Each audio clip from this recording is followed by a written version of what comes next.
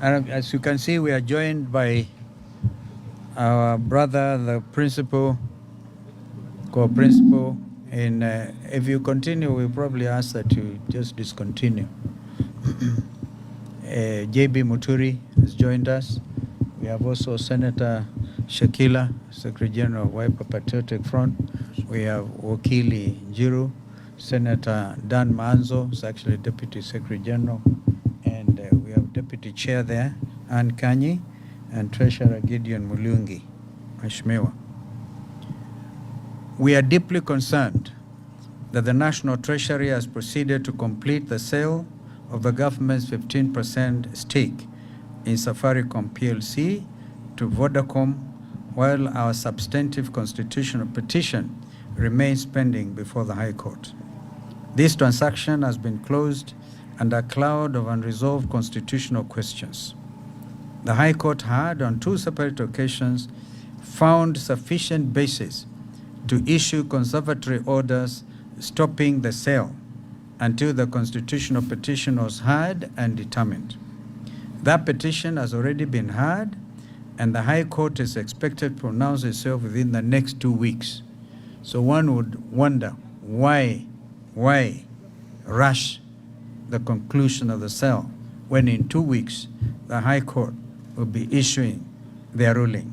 It is therefore deeply troubling that almost immediately after the Court of Appeal lifted the conservatory orders on 26 June 2026, the government moved with such speed to dispose of the very asset that is the subject of the pending constitutional proceedings. And I need to note here that that matter of lifting the orders was initially set for the 29th, but the Registrar of the Court of Appeal, of course in collusion with others, decided to bring it to the 18th of June. We respect the courts, of course, some of us are officers of the courts, but Kenyans are entitled to ask if a matter is still pending before the High Court, and if the asset in dispute can be transferred before the hearing, what protection does constitutional litigation truly offer the ordinary citizen? Let us be clear, the Court of Appeal did not declare this transaction lawful. It did not determine whether Kenyans were properly consulted. It did not determine whether Safaricom was fairly valued. It did not determine whether the government can lawfully sell a strategic national asset merely to raise short-term revenue. The Court of Appeal only dealt with the question of conservatory orders. The government has not been allowed to outrun the court process. The due process of the law ought to have been allowed to take into account its to take its course to its proper legal conclusion. This is a matter of great public interest because public wealth belongs to the people of Kenya, not to temporary office holders like the Treasury mandarins. And I saw the comments by the Cabinet Secretary for the Treasury before JK Live. It's of a big shame, private interests, or indeed foreign corporations. This is not an ordinary sale, share sale. Safaricom is not just another company. It is the backbone of Kenya's digital economy. M-Pesa moves trillions of shillings every year. Safaricom's infrastructure supports payments, communications, businesses, public services, sensitive data, and the daily lives of millions of Kenyans. Kenyans are therefore entitled to ask a simple question: why was the government in such a hurry to sell a highly profitable and strategic national asset before the High Court could pronounce itself? The government has sold approximately 6 billion shares at the valuation, according to them, of 34 shillings per share, reducing its ownership from 35% to 20% and giving Vodacom effective majority control at about 55%. We maintain that this sale was undervalued, was opaque, was rushed, and constitutionally suspect. Expert evidence placed before the court indicated that the fair value of the shares was at the very least approximately Kenya shillings 57.90 per share, just under 58 shillings. If M-Pesa is properly valued and a standalone fintech platform, the public value potentially lost runs into hundreds of billions of shillings. That is not a minor pricing dispute. It is a matter of our national wealth, public accountability, and the safeguarding of Kenya's strategic interests. There is also the dividend question. As Safaricom's latest total dividend level of about 1.20 cents per share, the government's former 35% economic interest represented roughly 16 billion shillings in annual dividend income. With a dividend payout very imminent in just a few days, Kenyans deserve an explanation as to why the government chose to surrender 16 billion shillings so casually. Why not wait a few days for the dividend? Why not wait for the High Court ruling? Why the haste? Why give up billions in future annual public income year after year for a one-off upfront payment for dividends equivalent to only about 2 years of annual dividends? Why rush to give up a strong long-term income stream for a short-term cash receipt? This transaction raises grave questions of transparency, of accountability, of valuation, sovereignty, and respect for the rule of law. It is clear that there is more to this matter than meets the eye. For that reason, we issue a clear caveat emptor: buyer beware. This matter is not closed simply because the transaction has been rushed through. The constitutional questions remain alive. The public interest questions remain alive. The valuation questions remain alive. The accountability questions remain alive. Again, we say we respect the courts and we will await the High Court's determination of the matter. And we also reserve every legal, constitutional, and public interest avenue available to challenge this transaction and to protect the wealth of the Kenyan people. Safaricom was built by Kenyans. It grew from the trust, the loyalty, and daily economic activity of Kenyans, and its value must not be traded away in haste, behind closed doors, and without full accountability to the public.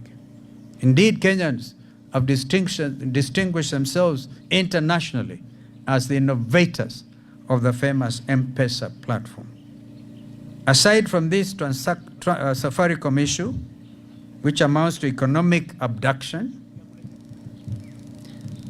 it must now be very clear in the minds of all Kenyans who love this nation that there are many things being done by this government that are against the interests of the Kenyan people.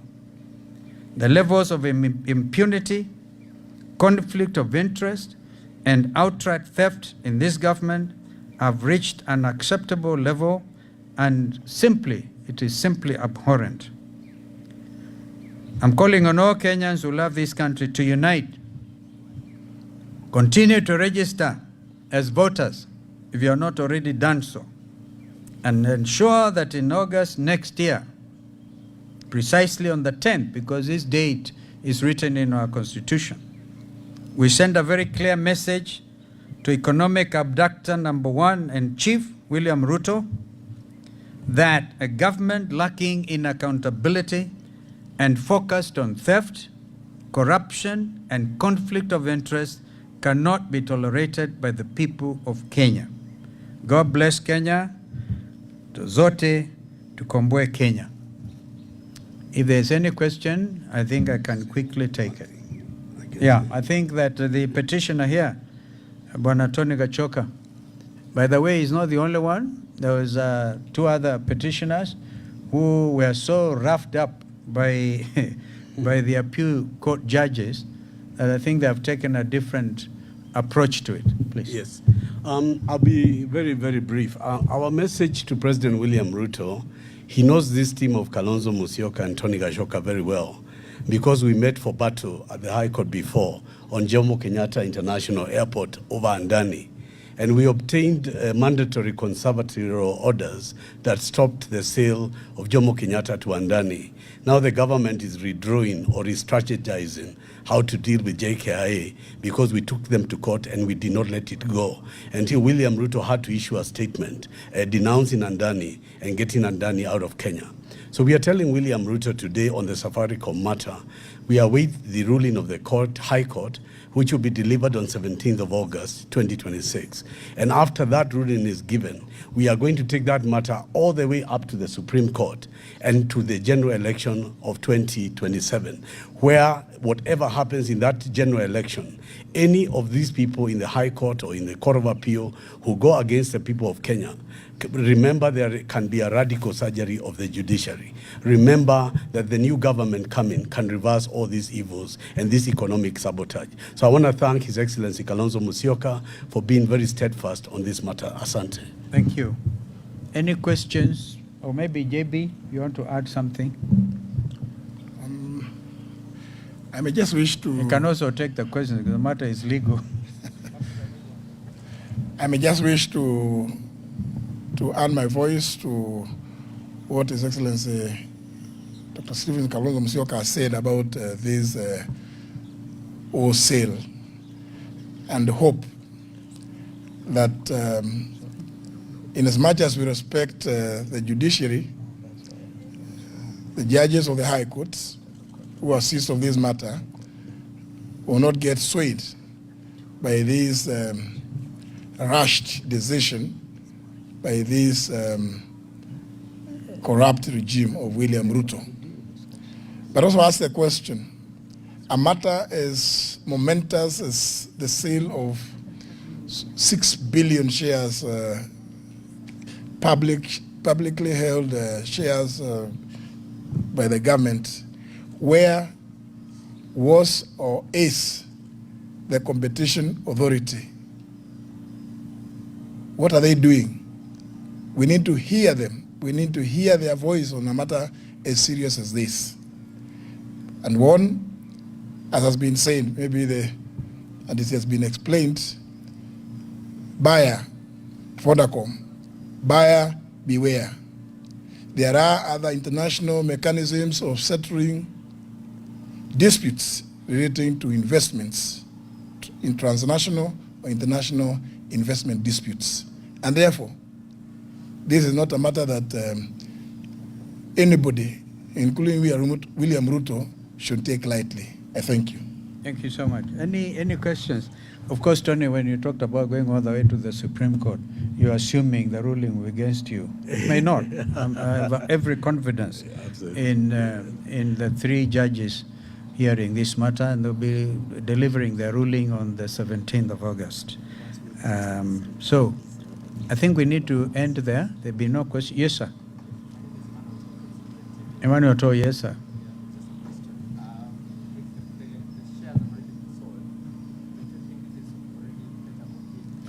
I actually made that point when we argued against the lifting of the conservatory orders. We made it clear that we could end up in an exercise in futility. Of course, it is not, because we have now issued the caveat emptor. I don't know how many of you read the Nairobi Business Daily. You see KCB advisory group and another group, Stand Big, making a killing at 4 billion shillings, the highest ever since the Nairobi Stock Exchange was actually established. And you ask yourself, is this the way to go? Is really this the way to go? So, Emmanuel, no, this is a life matter. It is alive before the High Court. The courts can still rule that this was an illegal sale, in which case they will have to reverse the whole thing. Thank you. Another question? Yes, sir.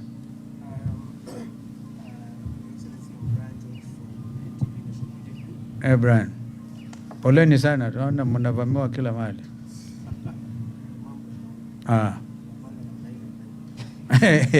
Mnapanga tu namna hii namna hii. Okay.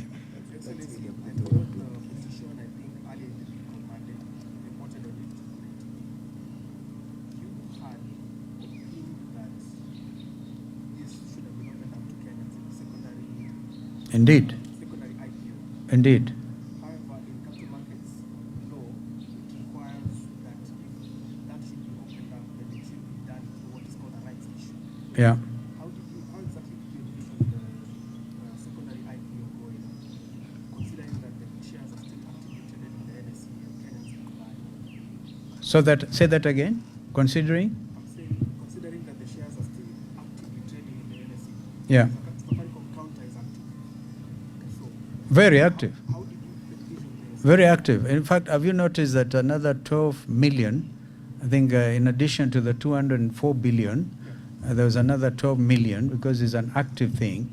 But if people were taking into account the common interests of the Kenyan people, they should have gone the way we suggested, open this matter to a secondary IPO. But that, of course, is still alive. It is still a matter that is alive, depending on the ruling by the court, by the High Court on the 17th of August. Then we take it up from there. We are not about to give up on this. No, no, no. Thank you so much. Another question? Thank you. Thank you so much. Yes, sir. Ekua? Yeah, Ekua. Ekua actually means somebody who carries a lot of things. Yeah. A few weeks ago, we have seen attack on media. Yeah. Neighboring country, Uganda. And today, the SG has attacked radio stations so much. I think Today? the UGSG. Yeah. SG. Yeah, has attacked media houses, saying that the opposition or the united opposition, they are using media houses to attack the government. What do you have to say on this? Well, it's a shameful statement by one who is to be the Secretary General of my own party. I completely and absolutely surrender him to UDA.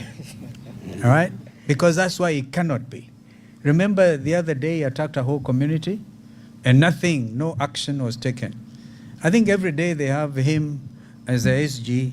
The whole world is watching, and Kenyans in particular. So we will stand by the freedom of the press. Media freedom cannot be subjected to the whims and aspirations of a party that is losing grip, and they know it. So they have to look, and if they want to blame the media, of course the media is above this. Please remain focused. We just want nothing but absolute truth for our people. And again, if they're attacking the media have also their citizens. By the way, they all have their voters' cards ready. They have suffered abductions, the other type of abduction. Today I refer to Ruto's economic abduction, because what has happened to this Safaricom shares sale is nothing short of abducting the economy of this country. They continue to do these abductions. Now, they abducted the media. Later on, we are talking about, I think we are meeting Siban and Kavuli and some of the younger people. We are meeting the people who were abducted on June 25th. This is why the chair of the Alternative People's Restorative Justice is here, Justice Muturi. And so we continue with these things. We must speak for this country. Because if we don't, and to be honest with you, this is rescue time. This is rescue time.